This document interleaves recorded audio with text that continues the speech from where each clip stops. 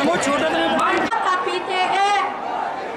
अगर इस धरती माँ को डायन कहते हैं मेरे भाइयों कि ये अमन बेच देंगे, चमन बेच देंगे, ये धर्म बेच देंगे।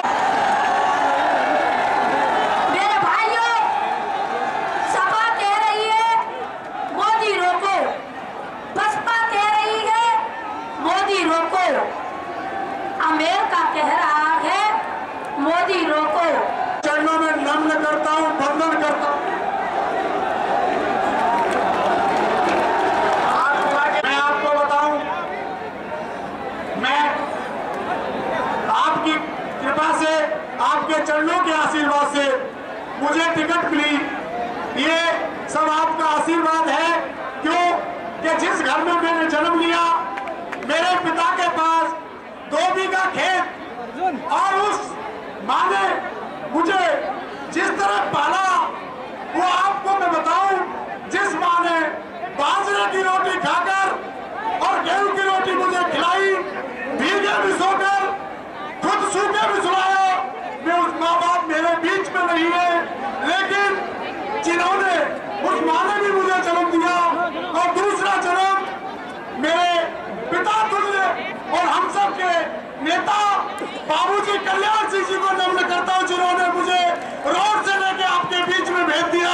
बाबूजी कल्याण सिंह जी ने मुझमें, मैं रोड पर छोटा सा कार्यकर्ता, आपके बीच का छोटा सा सक्रिय कार्यकर्ता जो झंडे पे रेत लगाता हुआ पार्टी के लिए काम करता रहा, ऐसे बाबूजी कल्याण सिंह जी ने मुझे आपके बीच में भेजा है। मैं उस माता पिता को और आपके चरणों के आशीर्वाद से जो उन्होंने भेजा, मैं सभी के चरणों में वंदन करता हूँ, अभिनंदन करता हूँ। और मैं आपसे निवेदन करता हूँ कि मैं, आप अपने को, हर व्यक्ति, हर युवा साथी अपने को सतीश गौतम समझे कि आप सतीश गौतम हैं, मैं सतीश गौतम नहीं, आप सब सतीश गौतम हैं। मेरे और आपके बीच में कभी भी ये फर्क नहीं आएगा कि मैं सतीश गौतम हूँ, आप सतीश गौतम है, आपको कभी महसूस नहीं होगा। मेरे भाइयों, मैं आपसे एक और निवेदन कराता हूँ, जिसने गरीबी देखी हो, जिसने गरीबी देखी हो, उसे गरीबी का एहसास होता है। मैंने गरीबी बड़ी नजदीक से देखी है भाइयों, और मैं आपसे वादा करता हूँ कि जिस गाँव में मैं जा नहीं पाया हूँ, आपके हर चौखट पर मैं अपना माथा टेकूंगा, आप लोगों से आशीर्वाद। किसी से रिश्तेदारी है क्या? मोदी जी से कभी आपकी बात होती है क्या? मोदी जी के यहाँ कभी आना जाना? मैं बताता हूँ, हम मोदी जी के दीवाने इसलिए हैं कि हमें उम्मीद है जिस तरह से उन्होंने गुजरात को एक मॉडल बनाया, इस तरह से वो इस हिंदुस्तान का भी मॉडल बना सकते हैं। यही बात है ना। मोदी जी के आने के बाद सपा कह रही है कि मोदी को रोको, बसपा कह रही है मोदी को रोको, कांग्रेस कह रही है मोदी को रोको, लोकदल कह रहा है मोदी को रोको। इनकी विचारधाराएं आपस में तो नहीं मिलती हैं, लेकिन यहाँ विचारधारा सबकी एक हो गई है कि मोदी को रोको। और क्यों रोको, उसका कारण है, माननीय मोदी जी ने कह दिया प्रधानमंत्री बनने के बाद एक एक कारी कमाई के पैसे का हिसाब लिया जाएगा,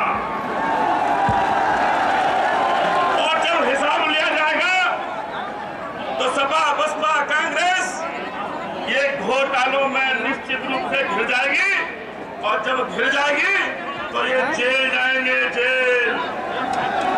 ये सबके सब जेल जाने से डर रहे। मित्रों, 14 का चुनाव बहुत महत्वपूर्ण चुनाव है। चुनाव आपने बहुत किए, बहुत करोगे, बहुत जिताए, बहुत हराए, लेकिन मित्रों ये 14 का चुनाव अपने आप में बहुत अलग चुनाव है, बहुत महत्वपूर्ण चुनाव है। ये 14 का चुनाव ये तय करेगा इस देश का प्रधानमंत्री शेर बनेगा या मौनी बाबा प्रधानमंत्री के रूप में बनेगा। 14 का चुनाव ये भी तय करेगा इस देश में राष्ट्रभक्तों की सरकार होगी या इन घोटालेबाजों की सरकार होगी। 14 का चुनाव ये भी तय करेगा हमारी माँ माँ बहन की इज्जत सुरक्षित रहेगी या इसी तरह से लुटती रहेगी? 14 का चुनाव यह नेता करेगा। मेरे देश की सीमा सुरक्षित रहेगी या पाकिस्तान रोज घुस घुस के हमारे सैनिकों का सत्कार कर ले जाएगा? 14 का चुनाव यह नेता करेगा। कांग्रेस मुक्त भारत आपने 1947 की एक लड़ाई लड़ी थी, उसमें एक नारा दिया था, अंग्रेजों भारत छोड़ो, बंदियों से दूर रहे।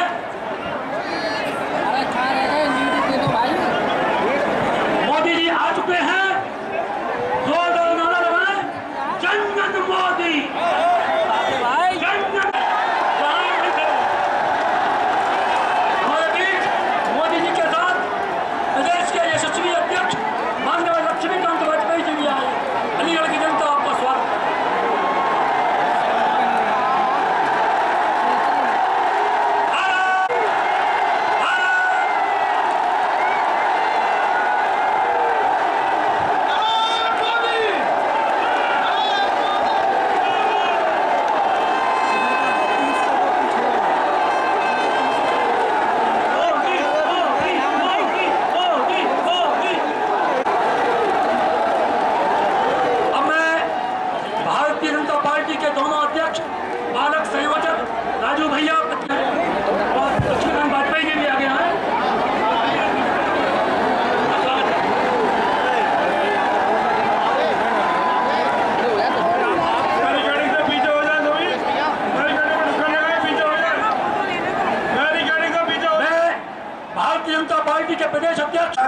केंद्र और साला नगरी में अपने प्रधानमंत्री पद के उम्मीदवार परम श्रद्धेय आदरणीय श्री नरेंद्र मोदी जी को आमंत्रित करना चाहता हूं। लोकसभा क्षेत्र की जनता को लोकसभा के भारतीय जनता पार्टी के प्रत्याशी श्री सतीश गौतम को विजयी होने का आशीर्वाद दें, आपसे प्रार्थना करें आदरणीय श्री नरेंद्र मोदी।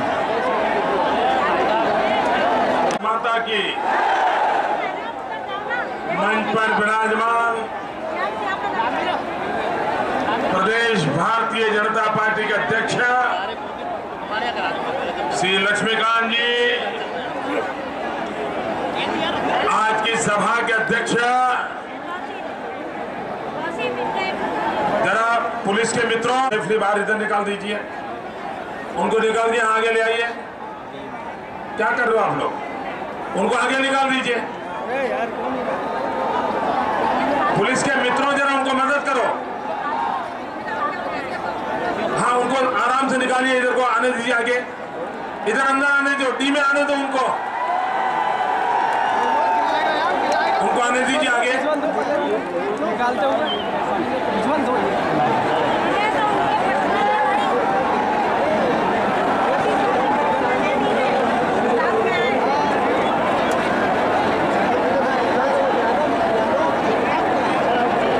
भारत के भाग्य विधाता, अलीगढ़ के मेरे भाइयों और बहनों,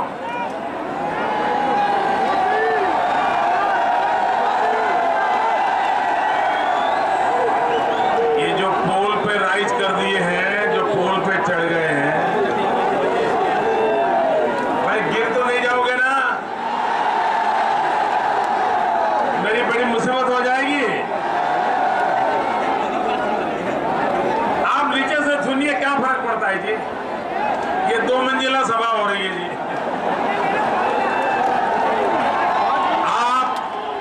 आप पोल पर राइज करते हो और अखबार वाले लिखते हैं मोदी पोलराइजर है।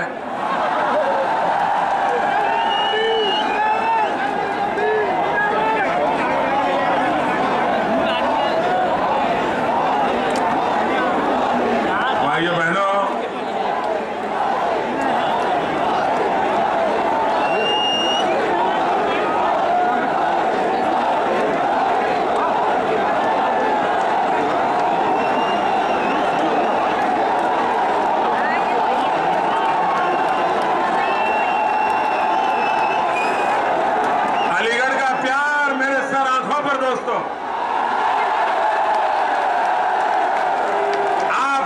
उत्साह उमंग को मेरी 100 सलाम दोस्तों।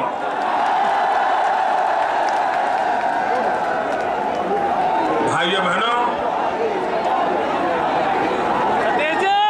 चुनाव बहुत आते हैं और ये पहला चुनाव ऐसा है जो चुनाव, भाइयों बहनों, कोई नेता नहीं लड़ रहा है। ये चुनाव कोई उम्मीदवार नहीं लड़ रहा है। ये चुनाव देश की जनता लड़ रही है भाइयों, देश की जनता। ये चुनाव न मैं लड़ रहा हूं, न चुनाव उम्मीदवार लड़ रहे हैं, ये चुनाव आप लड़ रहे हैं। और चुनाव न मोदी जीतने वाला है, न चुनाव ये हमारे उम्मीदवार जीतने वाले हैं। चुनाव देश की जनता जीतने वाली है। इस चुनाव में भाजपा जीते या न जीते मुद्दा नहीं है, ये चुनाव में भारत जीतने वाला है। और इसलिए भाइयों बहनों, ये चुनाव, इसे भारत विजय रैली कहा है। और ये भारत विजय रैली महंगाई के ऊपर भारत विजयी हो, भ्रष्टाचार के ऊपर भारत विजयी हो, बेरोजगारी के ऊपर भारत विजयी हो, कुशासन और भारत संकटों से मुक्त होकर के 21वीं सदी हिंदुस्तान की सदी बने, इस संकल्प को पूरा करने के लिए भाइयों बहनों हम सब प्रतिबद्ध हैं। भाइयों बहनों,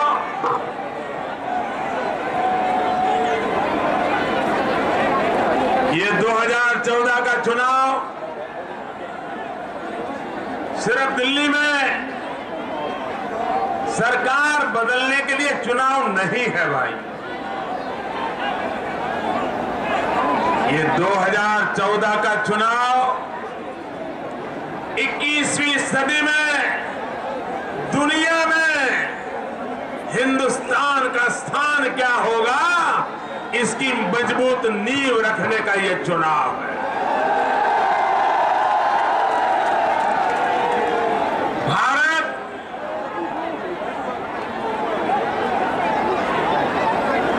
जो कभी विश्व गुरु कहा जाता था, आज वो भारत बेरोजगारी, गरीबी, भूख, भ्रष्टाचार, इससे तबाह हो गया। आप मुझे बताइए भैया, ये देश को बर्बाद किसने किया? देश को बर्बाद किसने किया? गरीबों की दुर्दशा किसने की? भ्रष्टाचार किसने बनाया? देश को किसने लूटा? उत्तर प्रदेश को किसने बर्बाद किया? उत्तर प्रदेश को किसने बर्बाद किया? या भाइयों बहनों, हम आगे भी ऐसे ही जीना चाहते हो क्या?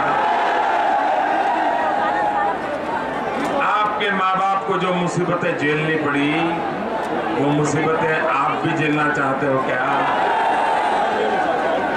जो तकलीफों में उनको जीना पड़ा, आप भी उन तकलीफों में जीना चाहते हो क्या?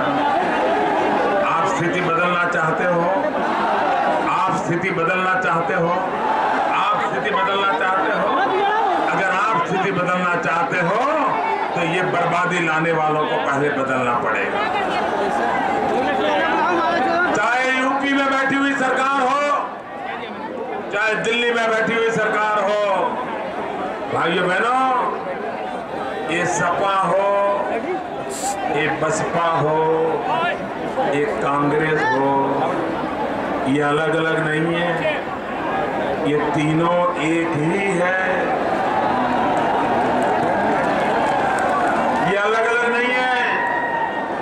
ये तीनों एक ही है। सपा बसपा का कांग्रेस सबका मालिक वो दिल्ली में बैठा है। अभी थोड़े दिन पहले आपके यहाँ आया था। भाइयों बहनों, ये यहां तो कुश्ती करते हैं लेकिन दिल्ली में दोस्ती करते हैं।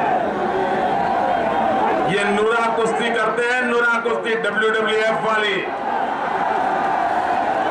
ये WWF वाली जो कुश्ती करते हैं, इनको पहचानने की जरूरत है। ये पर्दे के पीछे के खिलाड़ी हैं। उनका षड्यंत्र यही है कि देश में कोई अच्छी सरकार न बने, देश में कोई मजबूत सरकार न बने। इनके पापों को खोलने वाला कोई सरकार में आना नहीं चाहिए। 60 साल को लूटने वालों का कच्चा चिट्ठा खोलने वाला आना नहीं चाहिए। इसके खेल चल रहे हैं भाइयों। आप मुझे बताइए, देश को लूटने वालों को बेनकाब करना चाहिए कि नहीं करना चाहिए? देश को बर्बाद करने वालों को बेनकाब करना चाहिए कि नहीं करना चाहिए? देश के लुटेरों को सजा मिलनी चाहिए या नहीं मिलनी? भाइयों बहनों, हमारा देश का जो काला धन विदेशों में है, वो काला धन वापस आना चाहिए। मेरा पूरी ताकत से बोलो, काला धन विदेशों से आना चाहिए। काला धन विदेशों से वापस लाना चाहिए। देश के गरीबों का लूटा हुआ पाई पाई वापस लानी चाहिए। जिन्होंने लूटा है उनको सजा होनी चाहिए। आप में किसी का पैसा है क्या? ना, आपके में से किसी का पैसा विदेश में है क्या? इसलिए आप कहते हो लाना चाहिए। अगर आपका पैसा विदेश में होता तो आप विदेश में से धन काला वापस लाने के लिए मुझे हाँ कहते क्या? आप तो हाँ कहते हैं, ना कौन कहता है? कौन ना कह रहा है? क्यों ना कह रहा है? क्योंकि उन्हीं के पैसे विदेशों में, काला धन उन्हीं का है। और इसलिए मेरे भाइयों बहनों, जिनका काला धन विदेशों में है, वे काला धन लाने से मना कर रहे हैं। भाइयों बहनों, आप मुझे अवसर दीजिए।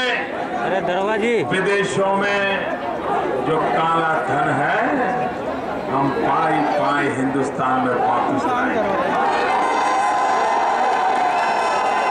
और उन पैसों का उपयोग गरीबों के कल्याण के लिए करेंगे, गरीबों की भलाई के लिए करेंगे। भाइयों बहनों,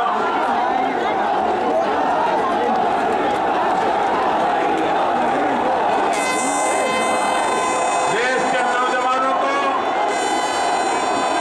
रोजगार मिलना चाहिए। अगर देश के नौजवानों को रोजगार नहीं मिलेगा तो आने वाली पीढ़ियों का क्या हाल होगा, इसका भली भांति अंदाज लगा सकते। देश का विकास ऐसा होना चाहिए जो सबका भला करने वाला हो।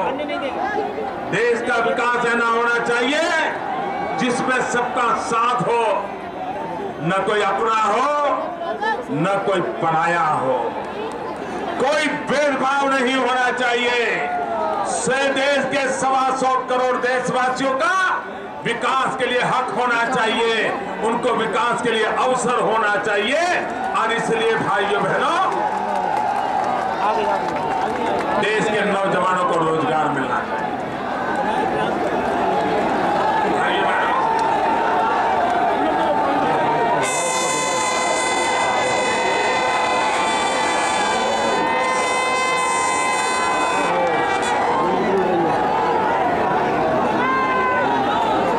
भाइयों बहनों,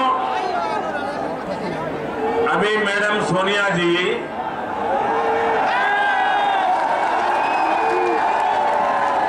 उन्होंने भाषण किया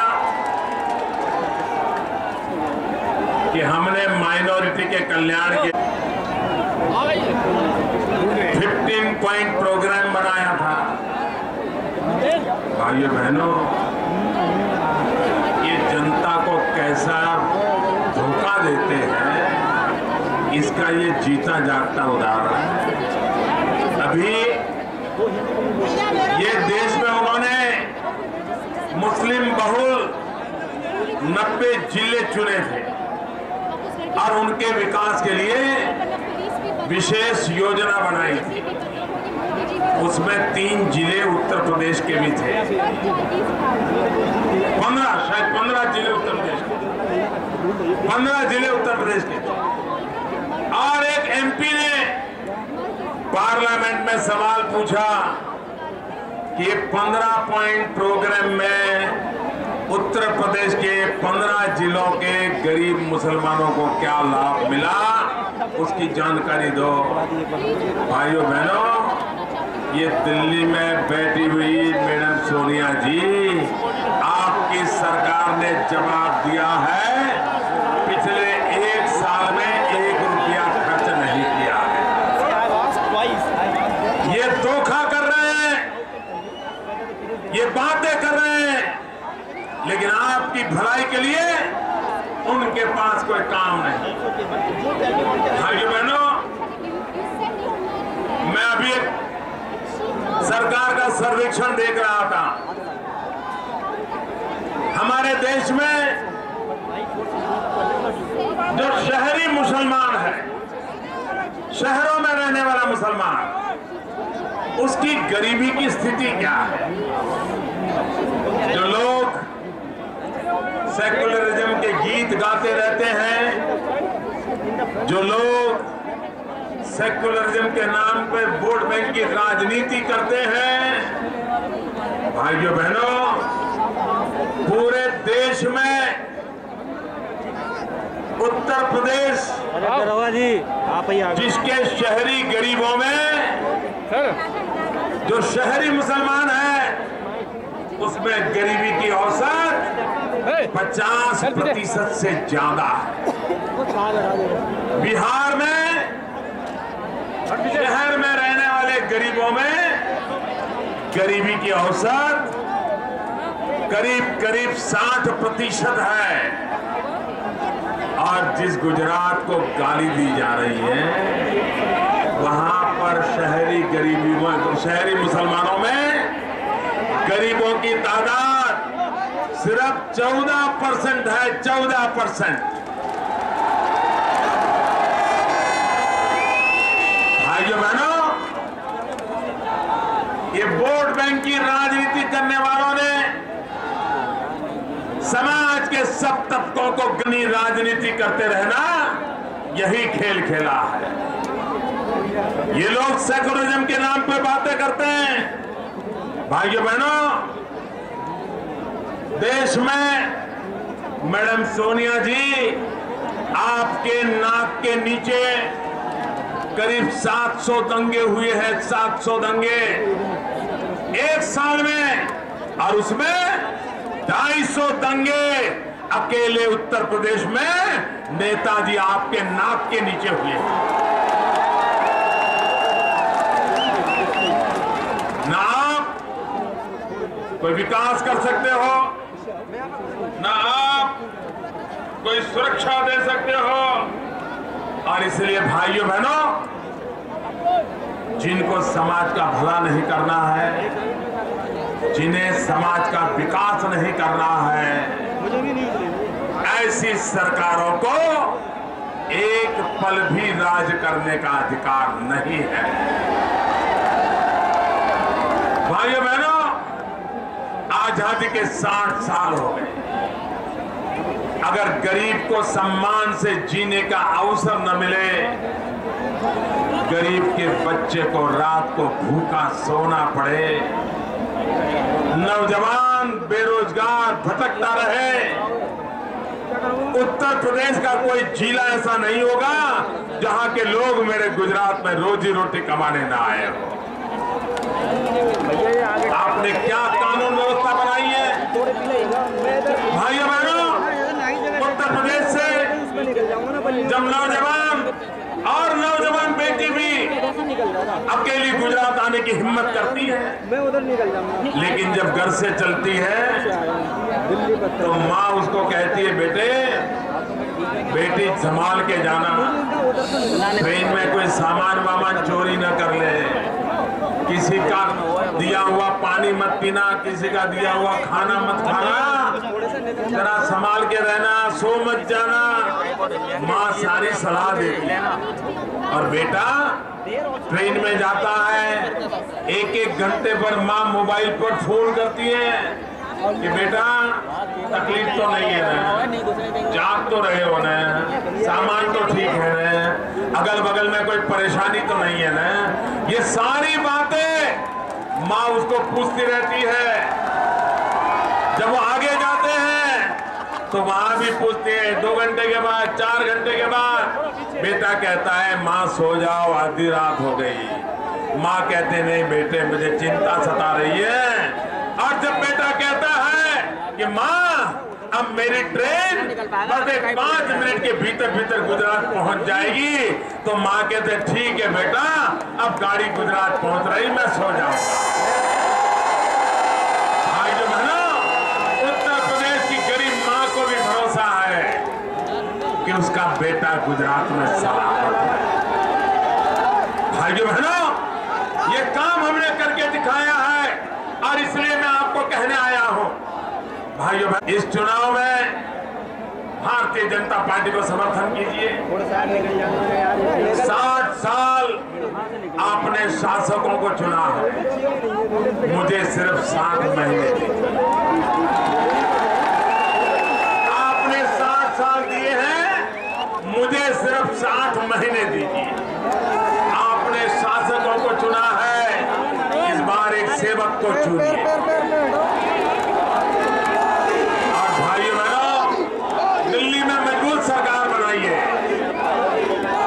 भारी बहुमत से सरकार बनाइए, 300 से ज्यादा कमल जिता करके भेजिए और उत्तर प्रदेश से सारे के सारे कमल भेजिए। भाइयों बहनों, ये हवा का रुख साफ बताता है अब दिल्ली में मजबूत सरकार बनने वाली है। आप अलीगढ़ से भी एक कमल भेजिए। बहुत बहुत धन्यवाद। भारत माता की।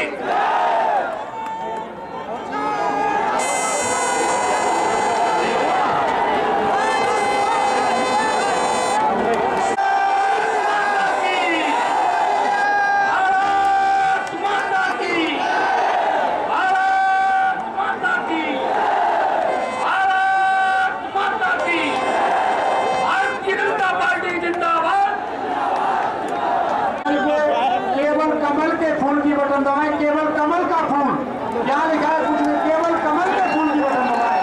और मैं अध्यक्ष महोदय जी से निवेदन करूंगा कि अध्यक्ष भाषण में अध्यक्ष महोदय जी। आज हमें देश के लिए क्या चाहिए, एक सुंदर, एक मार्शल, एक सत्ता हो जो हमारे देश का विकास कर सके।